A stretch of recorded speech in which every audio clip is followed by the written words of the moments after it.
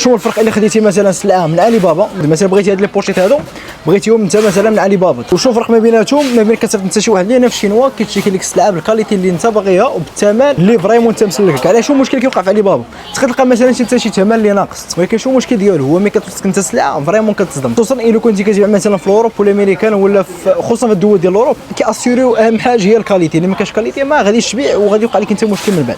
انت كبيرسون اللي كتكوموندي تما كيما ديك لي سيت كون متاكد بلا غادي شي نهار غادي تقولب وغادي تنصب عليك وما غاديش توصلك السلعه نتاعك بداك الشيء اللي بغيتي. واحسن حاجه تقدر ديرها هي تشوف شي ناس اللي هنا ديجا في الشينوا، اللي ديجا عايشين هنا، ديجا عندهم اكسبيريونس، هما كتعطيهم انت مثلا البرودوي اللي بغيتيه، يا اما كتعطيهم اللين ديال علي بابا وهما كيمشيو للسوق. بحال دابا حنايا اللي جينا هنا السوق نيت في شنزن بلاصه ديال هادشي ديال لي بوشيت ولا الالكترونيك، جينا تشيكينا السلعه بعينينا الكاليتي اللي بغيناها فريمون. لقينا واحد لي موديل وحدين اخرين ما كاينش اصلا حتى في علي بابا ولا في ليسات وحدين اخرين. مثلا الفورنيسور هذه عطاتنا دي موديل اللي جداد عاد خرجوا، ودابا هادشي غادي نوريو حنا للكليان تاعنا نقولوا ها واحد لي موديل اللي جداد اش بان لك انت فيهم صافي. تما كتاسير الكاليتي، كتصيفط لي السلعه كياسير الكاليتي. هذه اهم حاجه فيها شي كامل. والله ما يسير وتحياتي.